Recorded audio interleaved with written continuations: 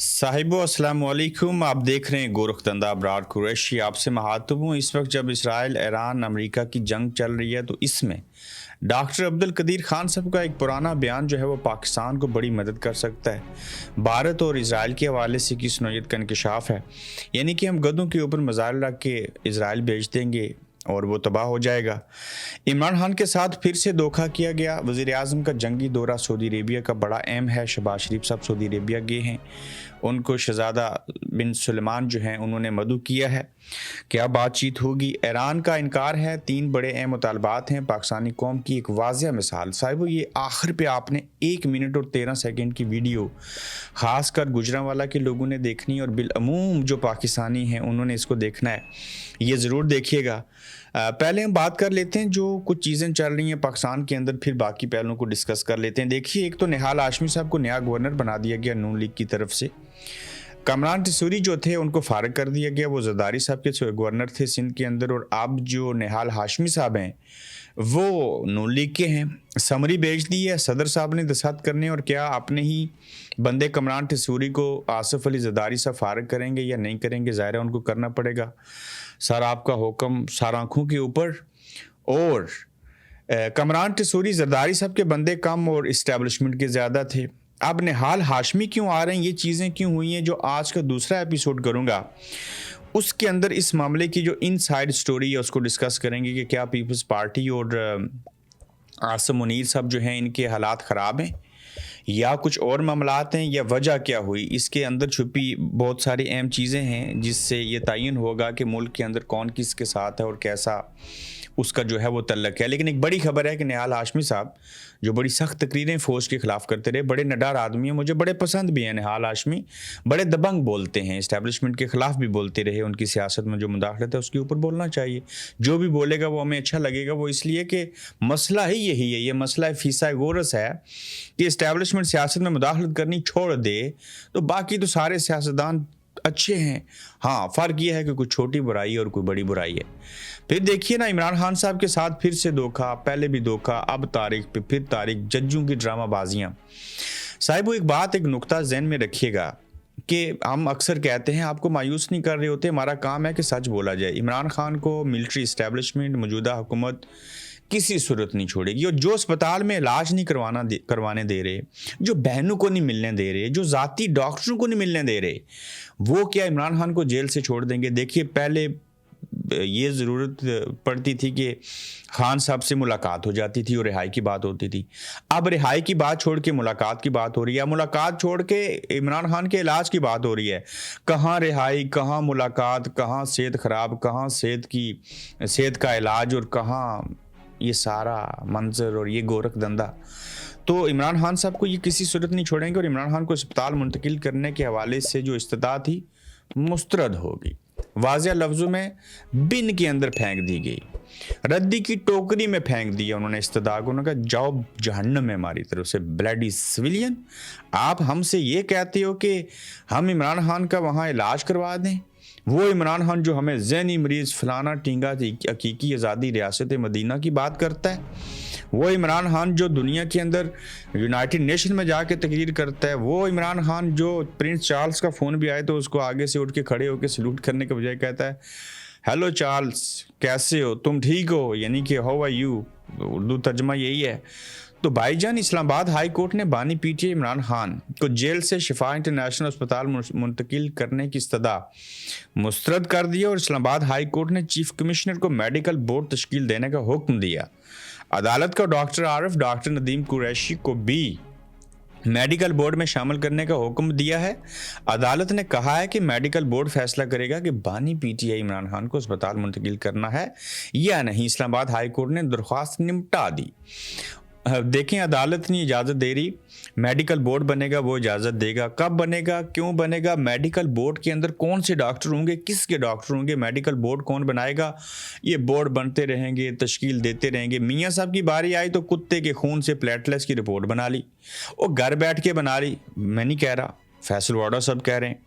और इमरान खान साहब की बारी आई तो बोर्ड बनेगा, दरख्वास्त निपटा दी, ऐसे होगा वैसे होगा। मैं लतीफ़ खोसर साहब से एक सवाल पूछना चाह रहा हूँ, वो इमरान खान ईद जो है वो घर करेगा, عمران خان اس سال 2026 کی عید الاضحیٰ جو ہے وہ گھر کرے گا. شکر انہوں نے یہ نہیں کہہ دیا آدھے روزے بھی گھر پہ رکھیں گے.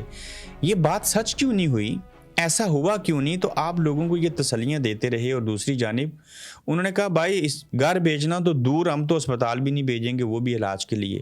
آنکھ خراب ہو، ناک خراب ہو، کان خراب ہو جائے تو لہٰذا وہ کہتے ہیں نا ہون آرام ہے. معافی چاہتا ہوں، آپ لوگ پہلے سے دکھی ہیں. ایک ہی حال ہے، یہ گھی نہ سیدھی انگلی سے نکلے گا نہ ٹیڑھی سے نکلے گا. اس کے لیے مٹھی بنانی پڑے گی. وہ کون بنائے گا؟ آپ سیانے آدمی ہیں. ججوں کی ڈرامے بازیاں کیسی ہیں؟ عمران خان کی بہن علیمہ خان سماعت کے دوران خود روستم پر آ گئیں اور عدالت سے مخاطب ہوئیں. انہوں نے عمران خان کے ساتھ گزشتہ روز فیملی کی ملاقات ہوئی. جسٹس ارباب محمد طاہر جج سے پوچھتے ہیں کہ عمران خان کے ساتھ گزشتہ روز فیملی کی ملاقات ہوئی؟ نہیں، ہماری کوئی ملاقات نہیں ہوئی، علیمہ خان نے جواب دیا. جج صاحب آگے سے کہتے ہیں کہ چیف جسٹس کی ڈائریکشن پر کل آپ کی کوئی ملاقات نہیں ہوئی. حیرت سے پوچھتے ہیں جج صاحب کہ چیف جسٹس کی ڈائریکشن پر کل آپ کی خان صاحب سے کوئی ملاقات نہیں ہوئی؟ تو اس کے اوپر کہتی ہیں چیف جسٹس نے کل ملاقات کا کہا تو تھا، تو ملاقات کیوں نہیں ہوئی؟ تو یہ بس بات چیت ہوئی اور حیرت کا اظہار کیا اور ڈرامے بازیاں کی اور جج سب چلے گی. دنیا سے نہیں، کمرہ عدالت سے چلے گئے. اور یہ ساری صورتحال ہے صاحبوں. اور اب رمضان بھی ختم ہونے کو ہے، عید بھی ہو جائے گی، موسم بہار بھی آ چکا ہے اور مئی جون جولائی بھی آ جائے گا. یہ جنگ بھی جاری ہے، ساری چیزیں ہو رہی ہیں. کون کس طرف جائے گا یہ ہمیں بات جو ہے وہ دیکھنی پڑے گی. شہباز شریف صاحب کا دورہ جو ہے وہ سعودی عربیہ کا ابھی وہ روانہ ہو چکے ہیں. سعودی ولی عہد جو ہیں عزت مآب شہزادہ محمد بن سلمان بن عبدالعزیز آل سعود کی دعوت پر وزیر اعظم حاکم وقت اسلامی جمہوریہ پاکستان جو ہیں وہ وہاں پہ گئے ہیں اور یہ بڑا اہم دورہ قرار دیا جا رہا ہے. دونوں رہنماؤں کی ملاقات میں خطے میں جاری کشیدگی اور علاقائی سیکیورٹی کی صورتحال اور دونوں ممالک میں بین باہمی تعلقات پر تبادلہ خیال ہوگا. یہ جتنے لفظ میں نے پڑھے نا، عزت مآب جناب شہزادہ محمد بن سلمان بن عبدالعزیز، باہمی امور، تبادلہ خیال ہوگا. یہ رٹی رٹائی چیزیں ہیں، کوئی بھی دورہ ہو تو یہ لکھ کے بھیج دیا جاتا ہے. ہم آپ کو بتاتے ہیں مسئلہ کیا ہے. سعودی عربیہ کو مدد چاہیے. سعودی عربیہ آگے اسرائیل اور امریکہ کی مدد کرے گا. میں چین بتاتا ہوں آپ کو. ایران کے خلاف لڑنا ہے، رجیم چینج کرنا ہے، نہیں ہو رہا. ٹرمپ اور نیتن یہو جو جڑواں بھائی ہیں دونوں، انہیں مصیبت پڑی ہوئی ہے. خواہش کے اوپر انہوں نے جنگ لڑی تھی، اب ان کو سمجھ نہیں آ رہی کیا کریں. چین کیا ہے؟ نیتن یہو، ڈونلڈ ٹرمپ، امریکہ، اسرائیل. ایران کے ساتھ جنگ لڑی، نہیں پوری پڑی. اب سعودی عربیہ پہ پریشر ڈال رہے ہیں، یو اے پہ پریشر ڈال رہے ہیں. آپ نے پاکستان کو قرضہ دیا ہوا ہے، سارے حالات کیے ہوئے ہیں، پاکستان کے اوپر پریشر ڈالو تو ہم کسی طریقے سے نیوی اور وہاں سے جو بیڑے ہیں آئل والے ان کو نکالنے اور چیزیں کریں اور نیوی کو بیچ کے ایران کے خلاف جو ہے ایک ماحول بنایا جائے، ادھر سے سٹرائک کی جائے، ہمیں کوئی ایگزٹ ملے، اس کے بعد ہم بھاگ جائیں. تو یہ جو شہباز شریف صاحب گئے نا، انہوں نے کیا پتہ یہ طے کر رہا ہے 27 لاکھ 25 لاکھ پاکستانی جو سعودی عربیہ میں ہیں ان کو گروی رکھو. 500 ارب ڈالر یا جتنے بھی ہیں پہلے دیے ہوئے ہیں. آگے IMF کو ہم نے 1900 ارب صرف سود دینا ہے، چیزیں دینی ہیں ہمیں، اور مال دو، ہمیں روکڑا دو، ہمیں نوٹ دو. ہم جو سر حضور عزت مآب شہزادہ محمد بن سلمان بن عبدالعزیز آل سعود آپ جو کہیں گے ہم آپ کی بات مان جائیں گے. تو اس دورے کے دوران یہی کچھ باتیں ڈسکس ہوں گی. باقی سارے فارمولے فوج طے کرتی ہے، فیلڈ مارشل سب کرتے ہیں. یا بات پیپر سائن کرنے والی آتی ہے تو اس میں شہباز شریف صاحب کو آگے کر دیتے ہیں. یہ ان کے گلے کے پھندے بنیں گے، انہی پھندوں کو ڈال کے ان کو گھسیٹا جائے گا. کافی زیادہ چیزیں ہوں گی تو دیکھتے ہیں کہ یہ باتیں جو ہیں وہ کس طرف جانی ہیں. اور یہ دورہ بڑا اہم ہے، اس کے حوالے سے جب بھی جو ہی کچھ خبریں آئیں گی ہم آپ کو ضرور بتائیں گے. صاحبو بہت ساری خبریں ہیں، مجھے پوری امید ہے کہ آپ بور نہیں ہوں گے. صاحبو گدوں کے اوپر ہم بم باندھ کے اسرائیل بھیج دیں گے، ممبئی بھیج دیں گے، نہ دلی رہے گا، نہ ممبئی رہے گا اور نہ تل ابیب رہے گا. گدوں کے وہ ساتھ بم باندھ کے بیچ دیں گے. ڈاکٹر عبدالقدیر خان صاحب نے زندہ تھے تو یہ بیان دیا اور کہا کہ ضیاء الحق صاحب کو جب کسی نے کہا کہ اسرائیل اور بھارت جو ہے وہ حملہ کر دیں گے، انہوں نے کہا ہمارے پاس میزائل ہے، 5 منٹ میں گدوں کے ساتھ بیچ کے بم بھیجیں گے. یعنی کہ ہم یہاں سے بم ماریں گے، 5 منٹ کے بعد تل ابیب، اسرائیل اور دہلی، ممبئی جو ہیں وہ تباہ ہو جائیں گے.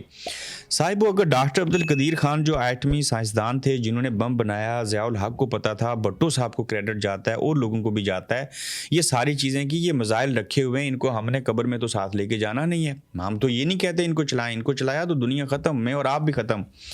لیکن ڈاکٹر عبد القدیر اگر یہ کہہ رہے ہیں اور ایران کے پاس ایٹمی میزائل بھی نہیں تھے، سارا کچھ نہیں تھا، وہ جنگ لڑ گئے اور ہم ایک میزائل ماریں تو 5 منٹ میں اسرائیل تباہ ہو سکتا ہے، تو ہم یہ لوگوں کے تھلے کیوں لگے ہیں؟ جیسے ہانڈی لگ جاتی ہے زیادہ اس کو سیک لگ جائے تو یہ ہم لوگوں کے تلوے کیوں چاٹتے ہیں؟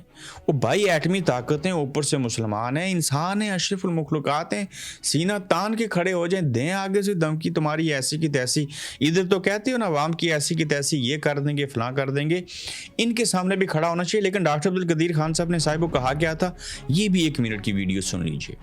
آپ کو پتا ہے ضیاء الحق نے کیا کہا تھا؟ ضیاء الحق نے کہا تھا کہ اگر اسرائیل نے بدماشی کی تو میں گدھے پر رکھ کے ایٹم بم بھیج دوں گا، تل ابیب اور حیفا اڑا دوں گا۔ یہ ممکن ہے؟ یہ بات بالکل ممکن تھی۔ میزائل کا تو یہ تھا کہ آپ ادھر بٹن دبایا آپ نے اور ادھر 5 منٹ میں وہ دہلی غائب اور بامبے غائب، تو وہ تو کچھ نہیں کر سکتے تھے۔ مکمل انڈیا کے 6 شہر تباہ ہو سکتے ہیں۔ آپ آسانی سے، بہت آسانی، چند منٹ میں، 8-10 منٹ میں، نہ ہندوستان جرأت کر سکتا نہ اسرائیل۔ اس میں مجھے رتی برابر بھی شک نہیں تھا۔ لیکن ماضی میں اسرائیل نے عراق کا پروگرام تباہ کیا۔ وہ کیا ہوا کیونکہ عراق جواب نہیں دے سکتا تھا، ہم یہ پیٹ بجا دیتے ان کی۔ جی تو آپ نے سنا ڈاکٹر عبد القدیر خان صاحب کتنے فخر کے ساتھ، کتنے کانفیڈنس کے ساتھ کہہ رہے ہیں کہ ہم جو ہے وہ گدوں کے ساتھ بم باندھ کے بھیج دیں گے، اسرائیل پھٹتے رہیں گے۔ ان کی مراد یہ تھی کہنے کی کہ ضیاء الحق صاحب نے کہا تھا کہ اگر اسرائیل اور انڈیا جو ہیں وہ کوئی پنگا کریں گے تو ہم 5 منٹ میں ان کو تباہ کر دیں گے، تو لہٰذا اگر ہم ان کو تباہ کرنے کی صلاحیت رکھتے ہیں، ساری چیزیں ہیں، تو پھر مسئلہ تو کوئی نہیں ہونا چاہیے، ہمیں تو بڑے اچھے طریقے سے یہ ساری چیزیں کر دینی چاہیے۔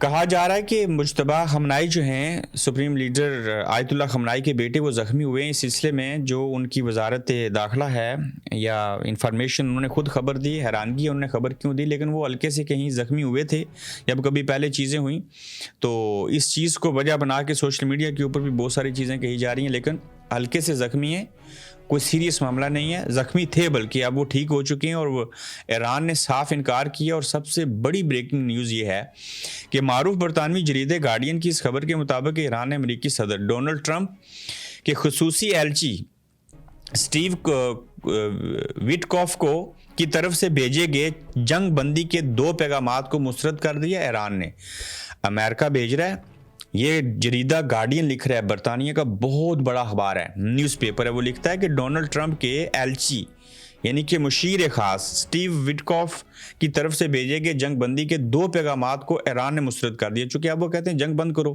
ایرانی کہتے ہیں نہیں، آغاز آپ نے کیا تھا، اختتام ہم کریں گے۔ ایرانی قیادت کو لگتا ہے کہ وہ جنگ ہار نہیں رہی۔ ایران کے وزیر خارجہ عباس اراغچی نے کہا کہ صرف امریکہ کی طرف سے جنگ ختم کرنے کا اعلان کافی نہیں ہوگا، ایران کا موقف ہے کہ جنگ بندی تبھی ممکن ہے جب امریکہ یہ پکی ضمانت دے کہ وہ دوبارہ ایران پر حملہ نہیں کرے گا۔ ہاں لکھ کے دو، دیکھا نا، یہ ہوئی نا بات۔ ایرانی پارلیمنٹ کے اسپیکر محمد گلابیف، شاید میں ان کا نام صحیح سے نہیں لے رہا، نے بھی کہا ہے کہ ایران جنگ بندی نہیں چاہتا اور دشمن کے ہر حملے کا فوراً جواب دیا جائے گا۔ اسی دوران پاسداران انقلاب نے ابنائے ہرمز پار میں جہازوں پر دباؤ بڑھانے کی دھمکی بھی دی ہے تاکہ امریکہ اور اس کی اتحادیوں پر مزید دباؤ ڈالا جا سکے۔ بھائی جان، آپ بھول کے بھی کبھی جنگ نہیں کرو گے ایران کے ساتھ، لکھ کو بھی دو گے، آپ لوگوں کو نہیں مارو گے۔ دیکھیں 168 بچیوں کو مار دیا، وینزویلا کے صدر کو اغوا کر کے لے کے، انہیں کسی دنیا کی عدالت نے نہیں پوچھا۔ ہاں مریں گے قبر میں تو اللہ پوچھے گا۔ یہ یہاں آئے آیت اللہ خامنائی صاحب کو شہید کر دیا، کسی نے نہیں پوچھا، بلکہ پوچھتا کون؟ اور جنہوں نے پوچھنا تھا، جنہوں نے سوال اٹھانا تھا، وہ سارے مسلم ممالک، خلیجی ممالک یہودیوں اور عیسائیوں کے ساتھ مل کے، یہود و نصارہ کے ساتھ مل کے مسلمانوں کو مار رہے تھے۔ صاحب اور کچھ ہوا یا نہیں ہوا، لیکن اس 20ویں 21ویں صدی کے اندر میرے کانوں نے سنا، میری آنکھوں نے دیکھا کہ ایک بہت بڑا حادثہ ہوا۔ میں اس ہسٹری کا گواہ بن گیا ہوں۔ وہ یہ ہوا کہ ہمیں پتہ چل گیا کہ یہ اسرائیل اور امریکہ جو ہیں وہ بہادر کتنے ہیں، اور یہ ہمارے مسلمان غدار کتنے ہیں، یہ جو اسلامی ممالک تھے نا کتنے بڑے غدار ہیں. ہم نے کبھی سوچا نہیں تھا، میں اپنی زندگی میں یہ دیکھ کے جاؤں گا، مجھے لگا وہ باہر والا وقت ہے جب کبھی دجال آئے گا، امام مہدی کا لوگ استقبال کریں گے، فلاں چیزیں ہوں گی، تو یہ اس وقت میں یہ لوگ ان کے کام آئیں گے. میں نے تو دیکھ لیا، تو اب تو سمجھ آ گئی نا کون کیا ہے. 3 اہم مطالبات رکھے گئے ہیں کہ ایران کے 3 بڑے اہم مطالبات ہیں. ان میں سے نمبر 1 ہے ایران کے جائز حقوق کی تسلیم سازی ہونی چاہیے. ایران کا مطالبہ ہے کہ امریکہ اور عالمی برادری ایران کے دفاعی اور خود مختارانہ حقوق کو تسلیم کریں، باشمول اس کے کہ جوہری اور دفاعی پروگرام کے حوالے سے اس کے موقف کو سمجھا اور تسلیم کیا جائے. نمبر 2 جنگی نقصانات کا ہرجانہ. یہاں بات آئی نا، انہوں نے کہا نہ ہم جنگ بند کریں گے نہ کچھ اور کریں گے. ایک طرح سے کہہ رہے ہیں معافی مانگو، لکھ کے دو، آئندہ جنگ نہیں کرو گے.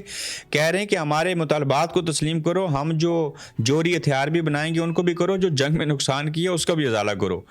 دوسرا جنگی نقصانات کا ہرجانہ وہ دیں. ایران نے مطالبہ کیا ہے کہ حالیہ حملوں اور جنگ کی وجہ سے ایران کے بنیادی ڈھانچے، فوجی تنصیبات اور سویلین نقصانات کا مکمل مالی معاوضہ ہرجانہ ادا کیا جائے. یہ ہوئی نا بات. تیسرا کہتے ہیں کہ مستقبل کی جارحیت کے خلاف بین الاقوامی جو ضمانتیں ہیں وہ دی جائیں. تہران کا موقف ہے کہ محض زبانی جنگ بندی کافی نہیں، بلکہ ایسی مضبوط بین الاقوامی ضمانتیں فراہم کی جائیں جو اس بات کو یقینی بنائیں کہ امریکہ یا اسرائیل مستقبل میں دوبارہ ایران پر حملہ نہیں کریں گے. صاحب وہ آخری خبر آپ کے سامنے رکھوں گا، میں اس کو مختصر کرنے لگا ہوں چیزوں کو. صاحب وہ آخر پہ یہ دیکھیے گا کہ پاکستان کے جو عوام ہیں، بالخصوص گجرانوالہ کی اور بالعموم پاکستان کی، ان کا اللہ پہ ایمان کتنا ہے جو خدا کی ذات کہتی ہے کہ میں پتھر کے اندر بھی کیڑے کو رزق دوں گا. جب بفے لگ گیا، کھانے لگے ہیں، طے ہے کہ آپ نے اتنے پیسے دینے، پیٹ پھٹ جائے تو آپ کھاتے رہیں، آپ کو کوئی منع نہیں کرے گا.